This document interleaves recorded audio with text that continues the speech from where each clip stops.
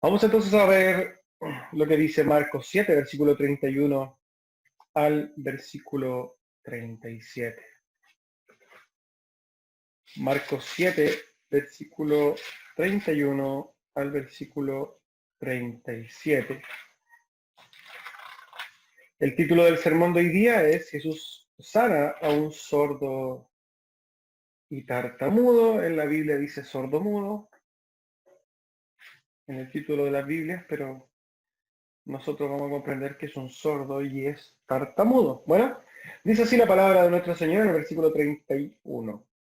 Volviendo a salir de la región de Tiro, vino por Sidón al mar de Galilea, pasando por la región de Decápolis, y le trajeron un sordo y tartamudo, y le rogaron que le pusiera mano encima.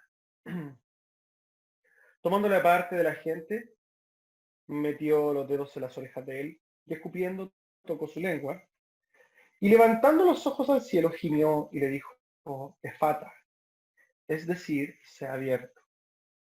Al momento fueron abiertos sus ojos y se desató la ligadura de su lengua y hablaba bien. Y le mandó que no dijesen a nadie. Pero cuanto más les mandaba, tanto más y más lo divulgaban. Y en gran manera se maravillaban diciendo, bien lo ha hecho todo. Hace a los sordos oír y a los mudos hablar. Como hemos dicho, Jesús, el título del sermón de hoy es Jesús sana a un sordo y tartamudo. Y a modo de introducción, en un pequeño comentario, lo que vamos a ver ahora. Y es para que analicemos un poco la actualidad del día de hoy. Una de las condiciones más repetitivas dentro de la actual sociedad que vivimos es la indiferencia, la indolencia, la falta de empatía, la falta de compasión respecto a la gente que sufre de diferentes formas, ya sea enfermedades, ya sea condiciones, etc. Es impresionante cómo somos nosotros partícipes activos de esta sociedad que se supone que es civilizada, pero donde lamentablemente vemos día a día cómo la gente, con tal de no salir de su estado de comodidad, está dispuesta a pasar por alto el sufrimiento de aquel que aún está al lado nuestro. Esta realidad que abunda hoy no es para nada lo enseñado por nuestro Señor Jesucristo en su ministerio terrenal. Y eso es lo que vamos a poder ver a través de este texto. Vamos al texto entonces a ver. Volviendo a salir entonces desde la región de Tiro, vino por Sidón al mar de Galilea, pasando por la región de Decápolis. Y le trajeron un sordo y tartamudo, y le rogaron que le pusiera la mano encima. Luego de estar en Tiro, en la región de Sidón, ¿cierto? Nosotros la semana pasada vimos que Jesús había ayudado a una mujer sirofenicia, mujer gentil. Y después vuelve entonces Jesús con sus discípulos a la tierra de Galilea, pero pasa por Decápolis. Cuando nosotros vemos esto en el mapa nos vamos a dar cuenta de que lo que recorrió Jesús es una tremenda distancia, sobre todo para aquellos tiempos, casi 200 kilómetros, que en ese tiempo no había autos, sin duda la gente caminaba, y en este sentido Jesús también con sus discípulos caminaron. ¿Qué pasó en este intertanto de 3 meses? La verdad que no sabemos, pero sin duda sabemos o podemos especular que Jesús hizo unos cuantos milagros más, enseñó a sus discípulos. La verdad que el texto no nos dice nada de lo que pasa en este intertanto, pero el autor se preocupa específicamente de poner este pasaje en las Escrituras.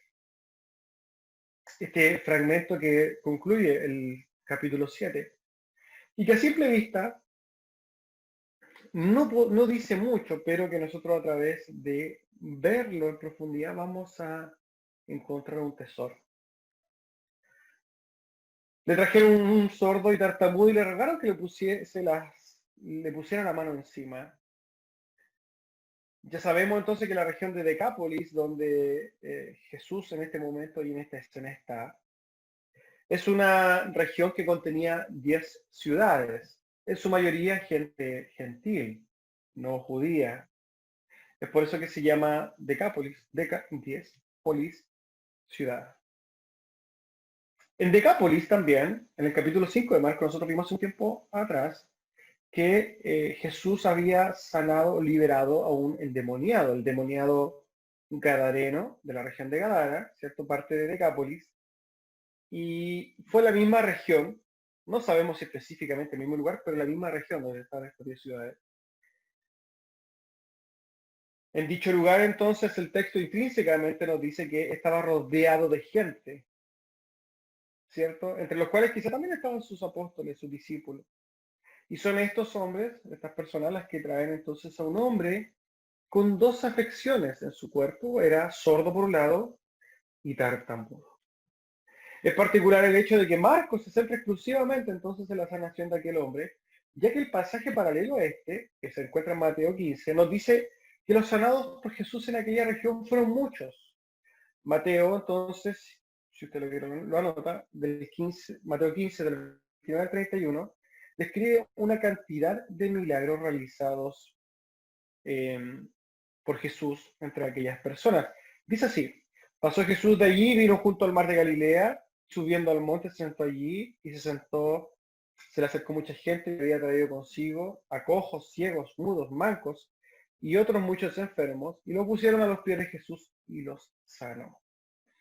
De manera que la multitud se maravillaba viendo a los mudos hablar, a los mancos sanados, a los cojos andar y a los ciegos ver, y glorificaban al Dios de Israel. Ya sabemos entonces que en esta escena no solamente este hombre sordomudo fue sanado, sino que una cantidad de gente. Lo que nos llama la atención es que específicamente Marcos, que nosotros ya sabemos que Marcos relata lo que Pedro, en otras palabras, ve con sus ojos en primera persona, se encarga específicamente de hablar de este hombre, porque vamos a darnos cuenta que hay una cosa particular con la sanación de este varón. De todos aquellos sanados, entonces Marcos se enfoca en este hombre sordo y tartamudo. Versículo 33. Tomándole aparte de la gente, metió los dedos en las orejas de él y escupiendo, tocó su lengua y levantando los ojos al cielo gimió y dijo, Efata. ¿Qué quiere decir? Se ha abierto. Estos dos pasajes describen la forma entonces que Jesús sana a este sordo y tartamudo. Y nosotros vamos a ver que lo que hace Jesús está resumido en 6 acciones. Lo primero que hace Jesús entonces lo lleva aparte. Y tratemos, yo lo voy a tratar de invitar entonces a imaginar en su cabeza esta escena. Jesús toma le llevan a este sordo y tartamudo, la multitud, y Jesús no lo sana ahí. ¿Qué hace? Lo lleva a un lugar aparte. Lo lleva solo, aparte solo, y lejos de la multitud. Hizo esto probablemente para que el sordo, este sordo y tartamudo, quizás se sintiese menos incómodo. Y esto revela quizás la actitud respetuosa de Jesús, y que también era algo que no era, digamos, poco común en el actuar de Cristo respecto de ciertas sanaciones. Lucas 8:51, cuando se relata entonces, eh, cuando Jesús resucita a la niña, dice: entrando a la casa no dejó entrar a nadie consigo, sino a Pedro, a Jacobo, a Juan, al padre y a la madre de la pequeña, ¿cierto? Este pasaje, que también lo vimos en Marcos hace una semana atrás, relataba el hecho de cuando un hombre se acercaba abogando quizás a Jesús por su hija que estaba enferma, y el Señor le dice, Tarita Kumi, ¿cierto? La niña, a ti te digo, levántate. Pero en esa instancia también apeló a la privacidad y solamente dejó entrar a 2 hombres, a 3 hombres de su confianza, su círculo quizás más íntimo, Jesús. Esta misma consideración a la que tiene entonces con el sordo, con el tartamudo, lo llevó a un lado, y lo primero que hace entonces es esto, apartarlo. Seguido de apartarlo, pone sus dedos en los oídos del hombre, y nosotros, a través de la sanación que vamos a ver con este varón sordo y tartamudo, nos vamos a dar cuenta, y a través de otras sanaciones, que Jesús no utilizaba los medios convencionales de sanación. Jesús no tenía un stand, digamos, un conducto regular, no tenía una forma establecida para salvar. Con cada persona lo hacía diferente y esto habla también de la preocupación y la, digamos, la forma personalizada que tiene Dios de actuar con cada persona. Dios ciertamente no actúa de la misma forma con cada uno de nosotros. Cada uno de nosotros llegó y Dios obró en nuestros corazones de una forma, en el fondo igual, pero en cuanto a en el fondo igual, pero en la forma de diferente manera. Y nosotros vemos que también, si bien en muchos enfermos fueron sanados, en cuanto al fondo fueron sanados, pero en la forma Dios utilizó diferentes formas. Y aquí un ejemplo, pone sus oídos, perdón, sus dedos en los oídos de aquel hombre. Quizás también quería Jesús darle inmediatamente a entender a este hombre sordo que iba a hacer algo con sus oídos. Jesús entonces en su soberanía demostraba que su poder no estaba limitado, digamos, por ciertas conductas, ritos, ceremonias y nada. Jesús demostraba su poder como a él le placía y nosotros vamos a ver a través de la escritura diferentes formas en que Jesús sanaba a diferentes personas. Jesús, por ejemplo, en algunas personas ni siquiera las vio, ¿cierto? A la persona que iba en rescate decía, ven, ya fue sana. A otros les tiró barro a sus ojos, otros tocaban el manto, ¿cierto? De él y se sanaban. Otros lo sanaba de esta forma totalmente personalizada. Lo tercero que vemos entonces es que Jesús escupió, probablemente el texto es bien, em, no deja bien claro cuál fue la forma precisa, pero deja abierto el hecho de que Jesús escupió, debe haber sido sus propias manos, porque dice que con sus dedos mojados tocó la lengua de aquel hombre, también siguiendo con la forma poco convencional de sanar también a este varón. Lo cuarto que hace Jesús es mirar al cielo. Quizás, y nosotros poniéndonos los pies de aquel hombre sordomudo, podríamos comprenderle, imaginando nuestra situación, que eh, Jesús podría haber mirado al cielo por varios motivos. Uno de esos, por ejemplo, era el darle a entender a este hombre sordo que no podía escuchar, ¿cierto? Y tartamudo, que la ayuda venía de lo alto, quizás. O derechamente, como en otras ocasiones Jesús miraba al cielo, claramente apuntando a la búsqueda de su Padre, para invocar entonces la ayuda misma de su Padre Celestial y invocar, ¿cierto?, a la voluntad de Dios para ayudar a este hombre. Lo quinto que hizo que Jesús fue gemir. En este gemido nosotros ya vamos a poder comprender que primero que la palabra gimió y el hecho de que el autor haya narrado esta palabra de gemir no está al azar, sino que tiene la intención de mostrar lo que realmente Jesús estaba viviendo en ese momento.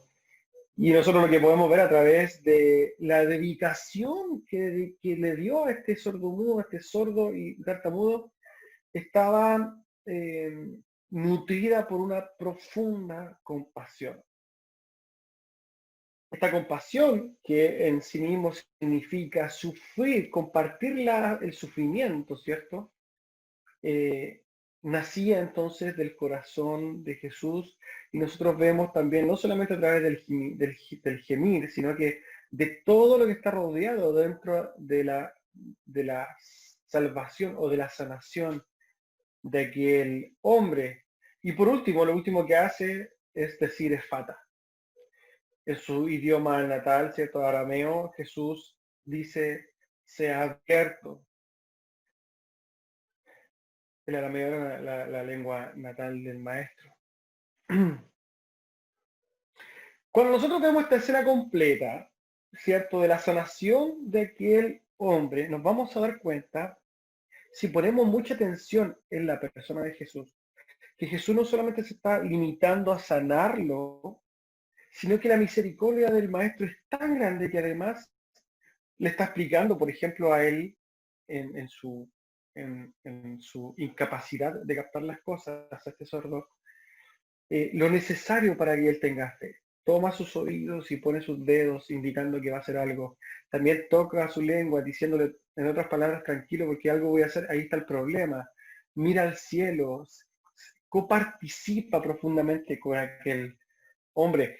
Todas las acciones que quizás adornan la salvación respecto de la obra que se hace en aquel sordo y tartamudo, demuestran el corazón de Jesús derramado, no solamente sobre aquel hombre que ya lo sabemos a través de este sordo mudo, sino que de todo aquel que fue sanado en el ministerio terrenal de nuestro Señor Jesucristo.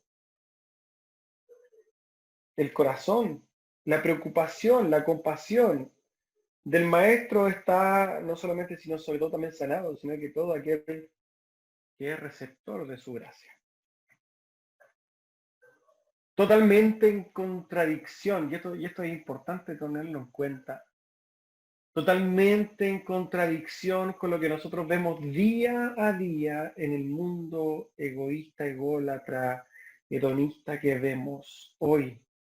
Incluso esto ya trasciende, hermanos, el mundo propiamente tal, sino que ya en la iglesia está totalmente inserto este egoísmo profundo en nosotros mismos, porque al momento, si usted ve y usted ha sido partícipe quizás de alguna iglesia, cuando se trata de apoyar, oye, aquí hay una necesidad, estamos todos dispuestos a dar dinero. Oye, dar dinero, perfecto, vamos dando dinero. Todo con la intención de que no sea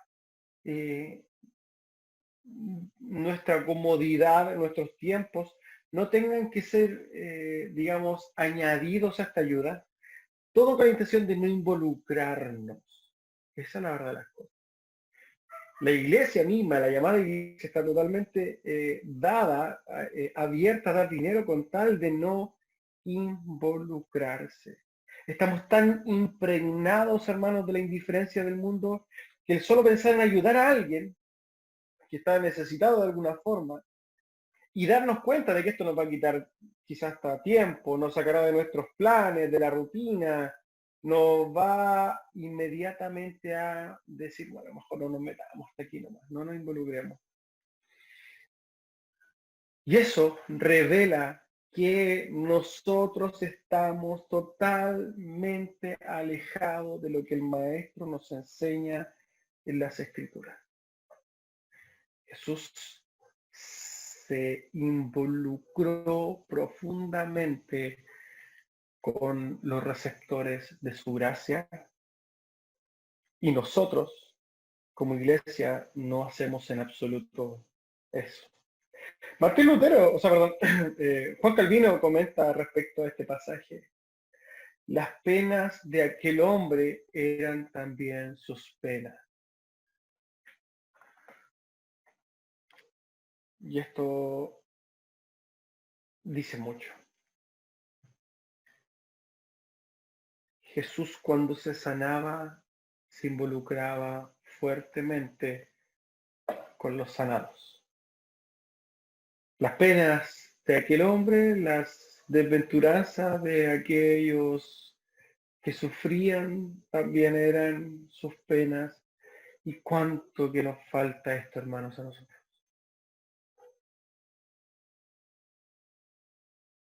Este pasaje, sin duda, hermanos, debe movernos profundamente. Y debe hacernos pensar, debe hacernos meditar profundamente cómo nosotros estamos viviendo nuestro cristianismo. Jesús siempre se involucró con sus sanados, sufría con ellos, se compadecía de ellos. Lucas 7, 11 al 14 dice así.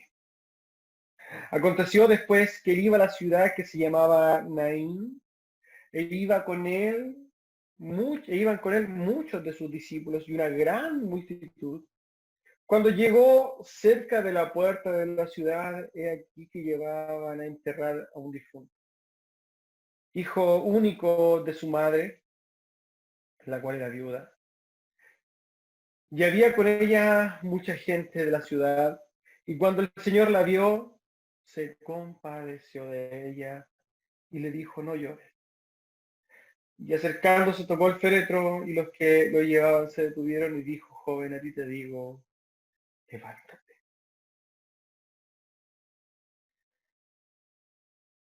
Cuando nosotros vemos, hermanos, los milagros, las quizás obras caritativas de ayuda de Dios, cuando vemos la gracia de Dios con aquellos que recibieron este regalo del mismo, nos vamos a dar cuenta que en la persona de Jesús había un compadecimiento, había un dolor por la situación de aquellos. Es tanto así, hermanos, que nosotros, como muertos en nuestros delitos y pecados, fuimos salvados y Cristo sentía lo mismo por nosotros y por nuestra perdición. Por el gozo puesto delante de sus ojos es que Él sufrió el escarnio, hermano.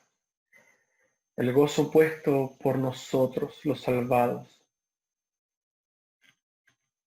Tenemos que preguntarnos al respecto de este pasaje. ¿Nos damos cuenta realmente de nuestra condición? Yo creo que conforme vayamos avanzando en esto, por favor, yo le voy a pedir que usted piense y vaya meditando en su persona. Nos damos cuenta de nuestra condición. ¿Cómo nosotros reaccionamos con aquel que sufre, con aquel que está pasando por una necesidad? ¿Cómo nos portamos nosotros con aquel que está perdido en sus delitos y está muerto en sus delitos y pecados?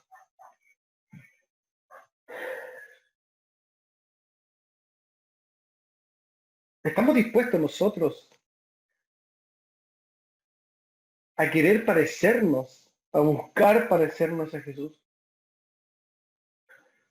Se supone, y en el papel, ¿cierto? En la palabra de Dios se establece que nosotros tenemos un propósito de acercarnos, ¿cierto?, a la estatura de los perfectos. Y querer parecernos a Jesús significa no solamente quedarnos con la santificación quizás posicional, sino que parecernos en toda la obra de Jesús. Nosotros deberíamos compadecernos del que sufre tal como Jesús. Pero para parecernos a Jesús, ¿sabes qué se requiere? Morir a nosotros mismos, morir a nuestros tiempos, morir a nuestros sueños, morir a nuestra rutina, morir a nuestro espacio, morir quizás a nuestra comodidad, morir incluso a nuestro, y no, y sobre todo, morir a nuestro orgullo, morir a nuestra, entre comillas, felicidad. Jesús, hermanos, estaba en una plenitud, en una felicidad eterna junto al Padre, pero salió de su lugar de confort exclusivamente para venir en rescate de nosotros, los pecadores, en rescate de aquellos de los cuales Él se compadeció. Hay que compadecerse para poder ir a actuar. Mateo 8:17, para que se cumpliese lo dicho por el profeta Isaías cuando dijo, Él mismo tomó nuestras enfermedades y llevó nuestra dolencia. Ciertamente Él la llevó y Él pagó nuestras deudas. Jesús se involucró no solo con esos enfermos que sanó, sino que con cada uno de nosotros, los llamados redimidos. Jesús entonces se comprometió y se involucró profundamente. Tú y yo hemos sido receptores de la compasión y de la misericordia y de la gracia de nuestro Señor Jesucristo, pero a Él le costó un tremendo sufrimiento en la carne y un sufrimiento aún peor en la cruz. Tenemos que preguntarnos, hermanos, esta mañana, ¿qué estamos dispuestos a dar nosotros siguiendo el ejemplo de Jesús? ¿Está dispuesto a dar algo? ¿Cómo se refleja nuestra devoción, nuestro amor, nuestra gratitud a Dios en nuestras acciones? ¿Por qué no nos cansamos de vivir en forma egoísta? Es imposible, hermano, no acercarse a este pasaje y ser tremendamente confrontados al compararnos con Jesús. Jesús nunca obró a medias cuando sanaba a alguien, pero nosotros como iglesia vivimos un cristianismo a medias, un cristianismo cómodo, un cristianismo fácil, un cristianismo que es lindo, pero que no requiere ningún sacrificio de nosotros, porque no estamos dispuestos a dar nada. Jesús puso lo mejor de él en esta obra de misericordia hacia nosotros. Mateo 9:36, y al ver las multitudes tuvo compasión de ellas, porque estaban desamparadas y dispersas como ovejas que no tienen pastor. Ya vimos que en este momento Jesús desechó todos sus planes para ir en ayuda de aquellos que no tenían pastor, estaban enfermos y hambrientos. Jesús tenía un plan, tenía en ese momento un plan de irse en un retiro, ¿cierto?, con sus discípulos, un momento de descanso. Estaban todos los discípulos cansados, Jesús en su carne también estaba cansado. Vamos, retirémonos. Se llenó de multitud. ¿Qué hizo Jesús cuando se llenó de gente de hambrienta?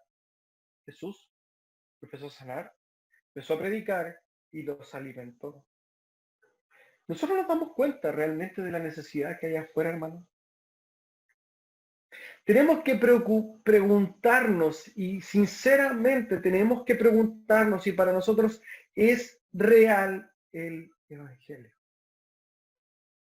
Porque si es verdad para nosotros el Evangelio, ¿por qué vivimos como si no lo fuera? ¿Por qué vivimos un Evangelio, hermanos, que lo decimos de palabra y vivimos los momentos felices en la iglesia, ¿cierto? Estamos juntos, pero en el momento de vivir el día a día no le predicamos a nadie, hermano? ¿Por qué estamos tan entretenidos en este mundo y lo que ofrece? Si este mundo y lo que ofrece es totalmente pasajero.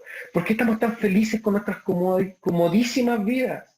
¿Por qué estamos felices viendo series de Netflix? ¿Por qué estamos tan eh, cómodos viviendo nuestros trabajos y nuestra prosperidad económica?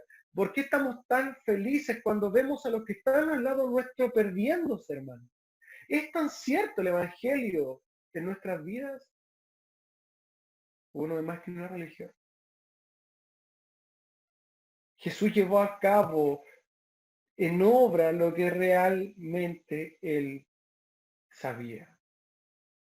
Marcos 1:41. Y Jesús, teniendo misericordia de él, extendió la mano y le tocó y le dijo: si quiero que seas limpio, sé limpio.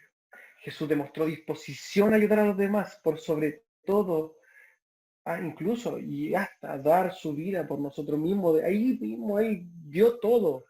Y yo quiero preguntarle, Lidia, ¿usted realmente quiere llevar vida a los demás? ¿Quiere servir a los demás? ¿Quiere seguir el ejemplo de Cristo? ¿Realmente quiere parecerse a Él? Acercarse a este pasaje y ver el amor que Dios le demostró a este hombre, sin duda, nos plantea un tremendo desafío, hermano.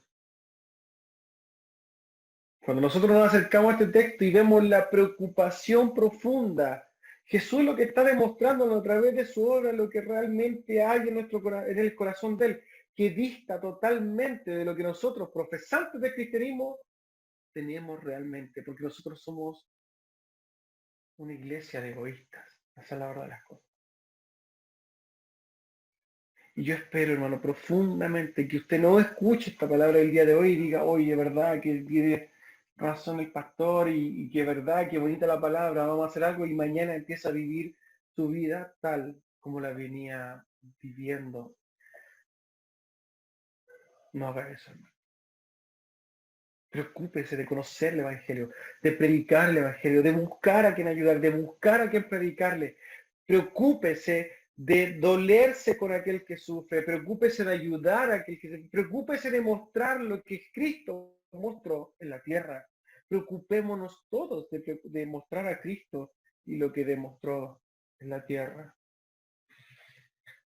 Versículo 35, al momento fueron abiertos sus ojos y se desató la ligadura de su lengua y hablaba bien.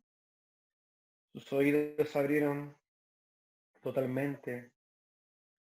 Quizás hasta el mismo oyó esta misma palabra que Jesús dijo. Quizás el mismo al momento de ser salvado, quizás hasta alcanzó a escuchar Efata, no sabemos. Pero sus oídos se abrieron. Su lengua fue liberada, ya no estaba atada, ¿cierto? Podía decir cualquier cosa. Dice la palabra que hablaba bien. Versículo 36, y le mandó que no le dijesen a nadie, por cuanto más le mandaba, pero cuanto más le mandaba, tanto más y más lo divulgaba. Lo divulgaban aquellos que estaban ahí. Jesús le manda a aquellos a que no digan nada.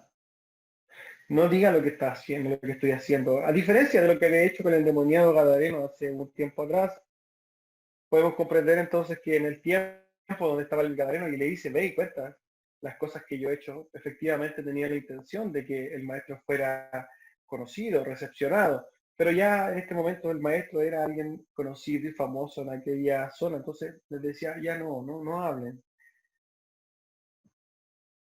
Pero vemos la respuesta de aquellos hombres. En gran manera se maravillaban diciendo, bien lo ha dicho, lo ha hecho todo. Hace a los sordos oír y a los mudos hablar.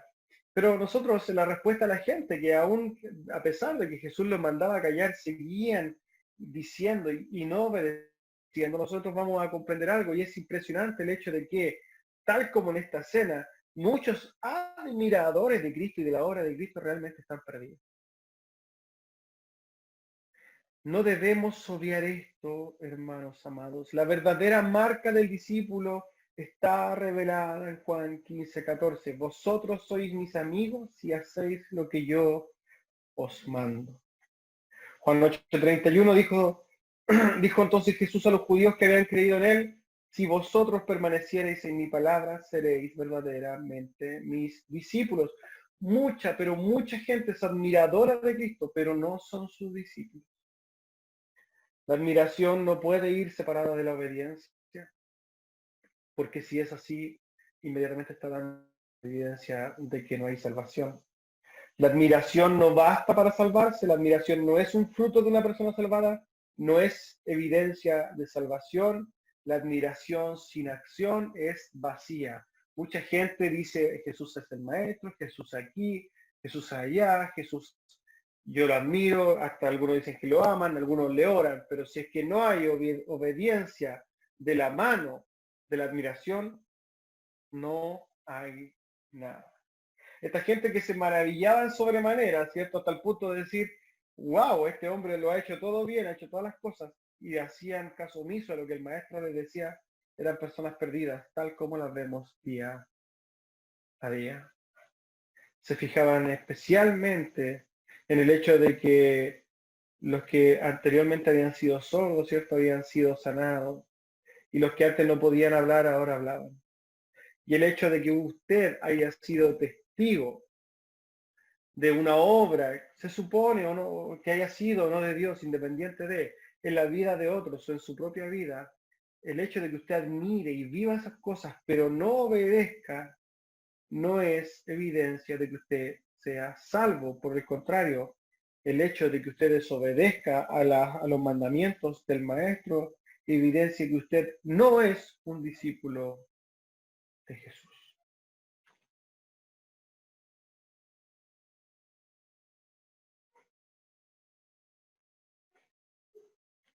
Sin duda el corazón de este pasaje es la misericordia, la compasión y el involucramiento profundo de Jesús con aquel hombre. Lo que nos tiene que mover hoy día a misericordia, nos tiene que mover a compasión, hermanos, es ver el ejemplo del Maestro.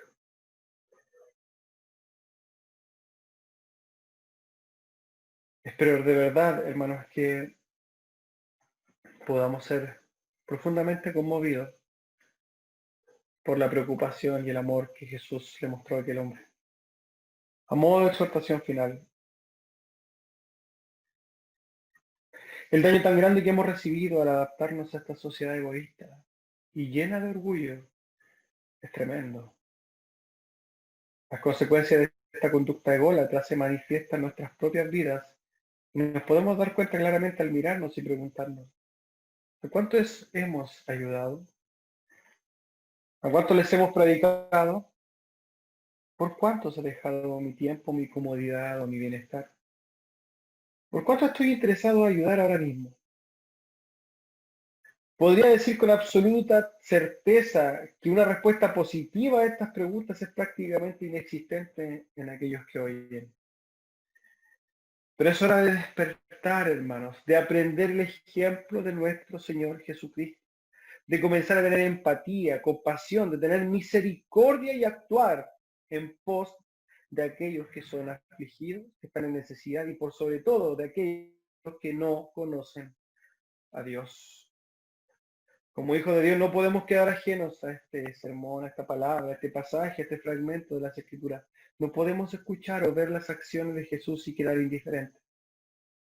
Porque de ser así estaremos mostrando que aún no entendemos absolutamente nada del cristianismo.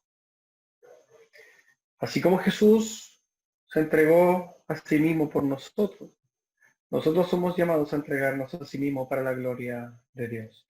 Quiero concluir con un pequeño pasaje de las Escrituras que está en Hebreos.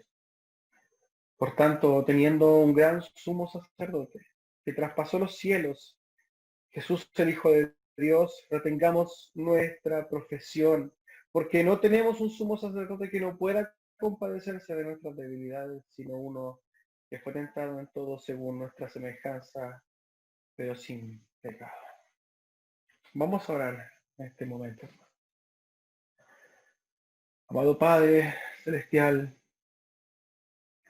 le damos gracias, Señor, por su palabra. Le damos gracias porque podemos ver en este espejo precioso, Señor, nuestra verdadera condición. Podemos ver nuestro egoísmo, Señor. Podemos ver cuánto nos falta, cuánto, Señor, estamos lejos de parecernos a usted.